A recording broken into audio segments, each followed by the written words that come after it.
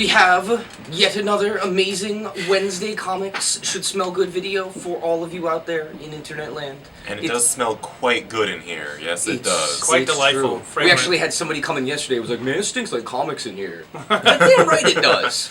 That's the point. That's the point. It smells like beautiful old paper.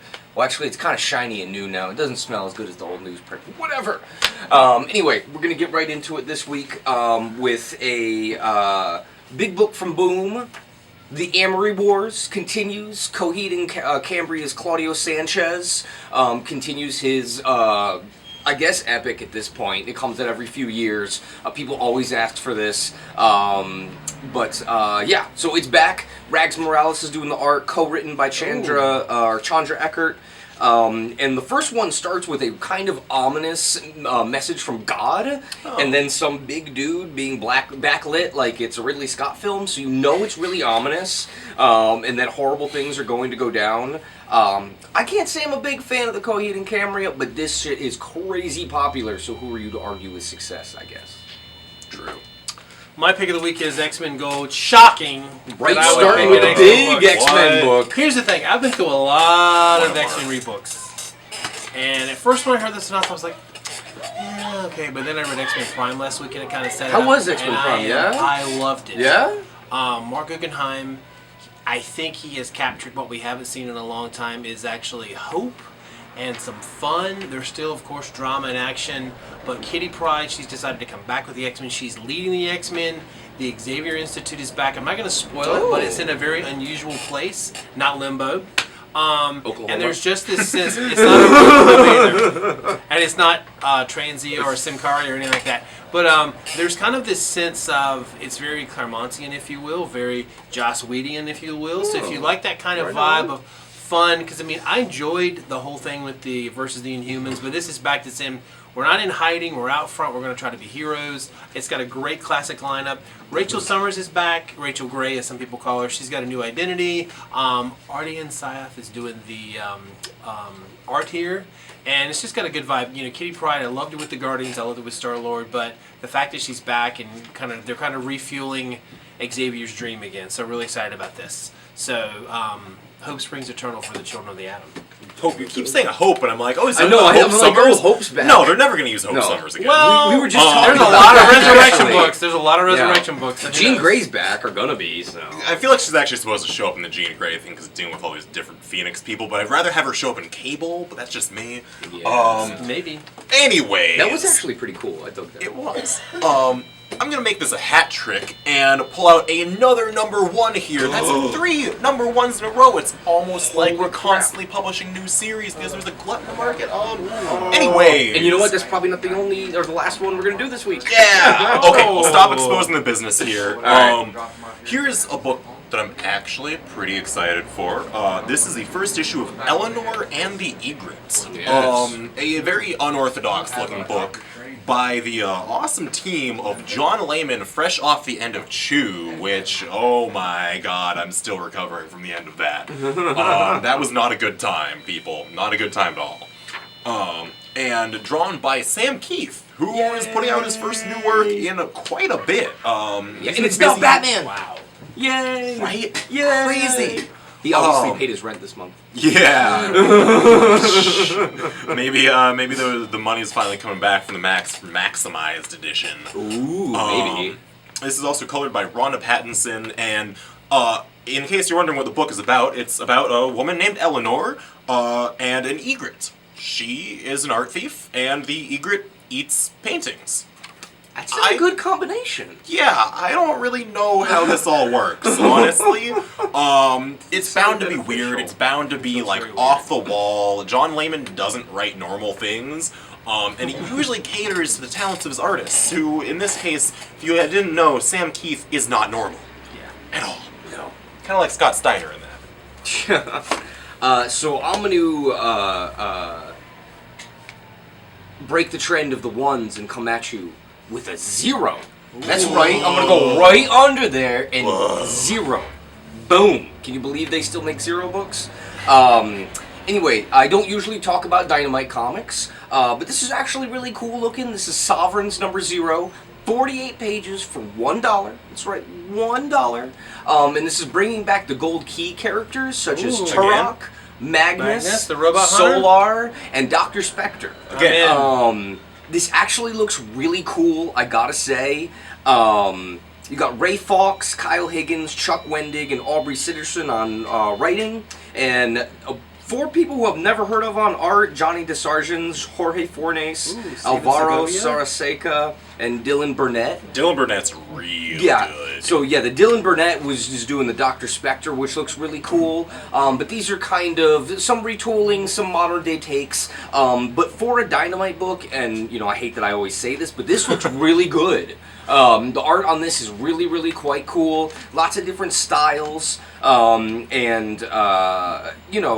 can you beat, you open the first page of Turok and there's dinosaurs riding dinosaurs? That's pretty rad, all right? I'll take it, I will take it. And there's little robot dogs and stuff. All sorts of weird business going down. Post-apocalyptic nonsense. Native Americans riding dinosaurs. That means 2 different books of people riding dinosaurs. That is a plus in mine. I just really want to see Magnus kill some robots. Magnus you can't really kill them, but you can beat them. No. My you wear a skirt. No more 1s, no more 0s. I actually have 20. I have the first of 3 20s. This is Green Arrow number 20. This is the 3rd part of the return of Roy Harper, a.k.a. Speedy, a.k.a. Arsenal. This is kind of cool. I've really liked what Benjamin Percy's been doing. This is probably the most Green Arrow I've bought in a long time. I really love it. And it's kind of, he's Oliver Queen's always been kind of a social justice warrior, and this is definitely a story ripped from the headlines, you could say. There's something kind of... that laugh? What? No, nothing. It's funny true. hearing people say that aloud. Yeah. Anyway, I just did, so I said it on tape for the internet to hear. But there's kind of a storyline that's kind of ripped out of the headlines, if you will, somewhere in North Dakota. But this is actually in eastern Washington, because it is definitely set in Seattle. It's not Starling City like on the television show. But it kind of tells you how Oliver and Roy first got together in a cool flashback tale, how they got ripped apart, and how they're kind of back together in this new fight, which kind of ties back to what's been going on in the series back in Seattle. And of course, there's awesome Black Canary kicking butt, screaming, and doing lots of karate. And there's the return of Count Vertigo. I think this is the Gotta love Count Vertigo. Me too, man. This is the DC rebirth of Count Vertigo. Really? So Okay. I think so. Yeah, I'm he showed feeling up kind for a of. bit in the new 52. Yeah, I I'm think. feeling queasy. I'm going to have to go off because of the vertigo. Sorry.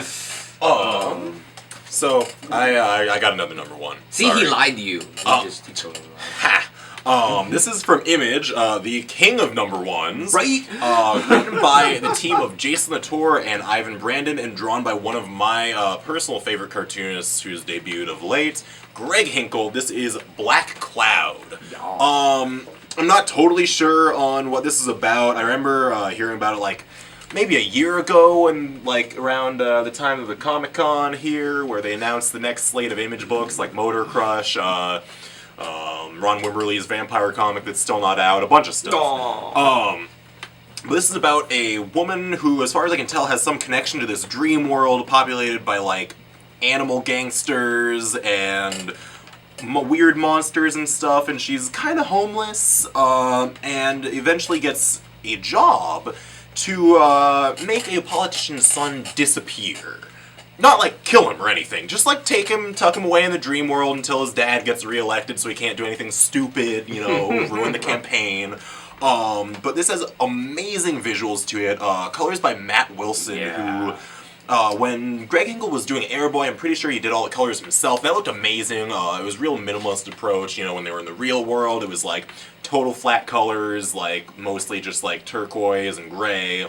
And then, they'd go into the comic book World War II world and the colors would change. He did a great job there, but Matt Wilson is really pumping his stuff up to the next level here, like he's, want to do with his work with people like Najim McKelvey, Russell Dodderman. He's got huge range, really talented colorist, and altogether just huge talent on this book. Should be on everybody's list, I'd say. I think that's the 6th book that Matt Wilson's doing. He's vying with Jordy Belair to see who can colors than most books in a month. Also from Image, this is a number 2. Number 2, that's right. They do publish more than number 1s. Extermity, number 2. Daniel Warren Johnson, Mike Spicer on colors. This is absolutely, for me, been the best Image debut in quite a while. This, Daniel Moore Johnson is just a beast. This guy is already like 9 issues into this thing before it started, which is really cool. It's about a young girl named Thea who is part of this tribe who was attacked by another kind of roving air tribe. And in the first issue, it's cool. They get the whole like revenge thing out of the way. And then where do you go from there? Well, you fight giant dinosaur monsters, because regular dinosaurs aren't enough. In fact, you punch them in the jaw. Straight up in the jaw. That takes some balls. Dude, he takes him down. Like, in the jaw. Man, that's awesome. I know. And the speed Whoa. lines on this, it's like he went into Otomo's brain and was like, oh, that's how you do speed lines, and then did them. It's astounding. I can't get over how good this book is. And while it's really violent and fun and over the top, well, it's not only over the top, but the violence is certainly there. It's really poignant. It's got a great heart to it, and it's something that's really personal to the artist and writer himself. And it really shows through. So this is just firing on all cylinders. I'm so excited for issue number 2. We also did get a second prints of number 1, but only a few, because for some reason you can't reorder these things. But yes, come in and get it while you can. My next book is also number 20. It's Batman 20. I Am Bane. The big, I don't think you're Bane. brutal. I am Spartacus. No, first there was I am Gotham. Then there was I am Suicide. Now this kind of wraps up what's been happening since the very it's beginning. like a whole theme. It is a theme there. Wow. And I am a fan. Is the next one going to be I am the button, or is it just the button? It's just the button. I think I am is Watchman. over. Right? I Are am you Watchman. Watchman? Maybe. But this is Tom King, and this arc has David Finch. It's the final battle. It is. I think it's like Bane Unleashed. Like I don't want to say like you've never seen him before, but it is kind of he's a brutal, but he's always kind of in control. This one he's completely kind of lost it.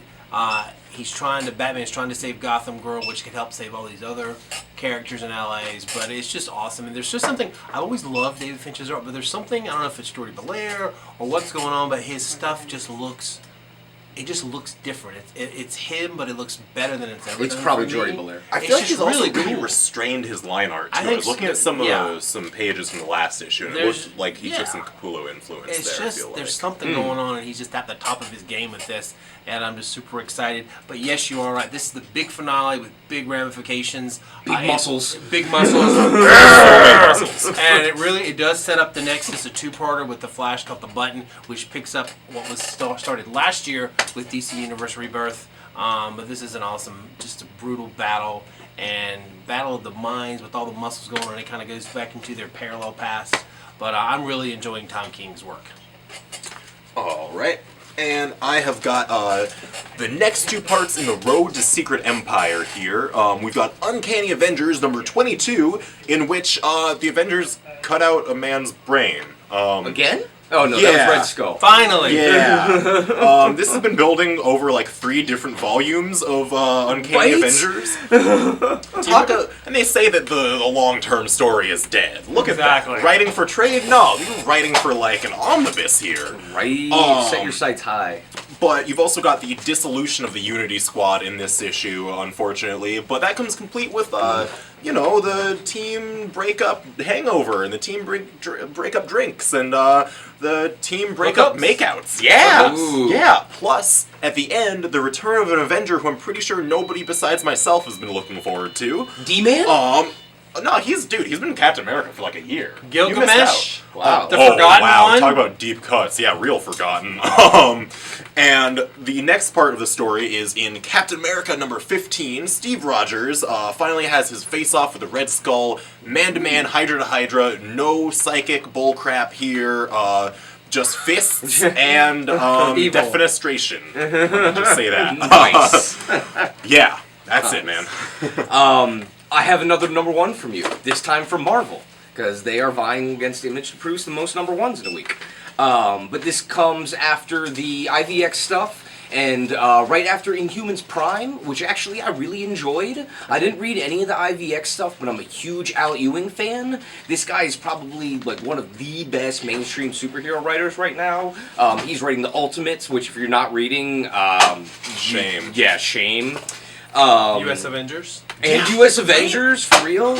But this is Al Ewing and John Boy Myers, who I love, doing the Inhumans as they go off into space with Novar, Marvel Boy, the greatest cockroach power boy ever, to find the secret history of the Inhumans, because Novar comes from an alternate world where the Inhumans know more about themselves than they do in here. So he's going to learn these people and show them what they've been doing wrong. Do you see how big Gorgon is? That's right. He takes up like a quarter of the cover, as he should. And Black Bolt's chest is huge. It's ginormous. But this issue looks great. Again, it has dinosaurs in it. They're just thinking a theme this week. So many dinosaurs. It's like the 90s all over again. Really I cool love hair. It. Yeah, I great like the hair. Lots of color holds. I feel bad for Ryan Kinnear, who had to color this thing. But yeah, I'm really excited. Next chapter in the Inhumans. And you should get the Prime, because what was cool was what I loved. What Novar said was they don't know. There's this secret of Terrigen. Yeah, that they don't know. We don't even know all these decades. I love how Al Ewing can come along and say, "Let's put this little twist in it, and it blows your mind." Yeah.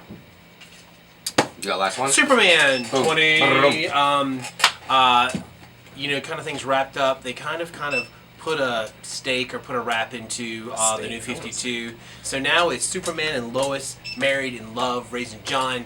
And just when the big family dinner is ready, here comes Batman and Damian Wayne for a little family dinner reunion that, of course, goes into a whole big new mystery and a whole new mystery theft that's stalking the farm. Gleason, Tomasi, Superman. Can't those get better. 3 words, just do it. So, from Fantagraphics, we have my last book, which is apparently quarterly now, I think. Maybe. Love and Rockets, issue 2. Jaime Gilbert, black and white, magazine sized. Wrestling. And there's wrestlers on the back. Also, did I mention WrestleMania happened? Because WrestleMania happened. I'm not going to talk about that, though, because that would be a very, very long video. I was going to say, it's another video. That's it. And my final pick, I Am a Hero, Volume 3. Finally, after like 2 months of like biting my nails after destroying the first 2 in like one night, Kengo Hanazawa brings you the greatest zombie comic ever made. Forget The Walking Dead, whatever, it doesn't matter. Alright? This is chilling, terrifying, and really well drawn. Yeah, you need to read it. Absolutely. One of the finest mangas that are out right now. And I think that's it for this week. We kind of rambled a little bit, but we could have rambled longer, so be thankful that we didn't. Alright guys, see you next week, and thanks for watching.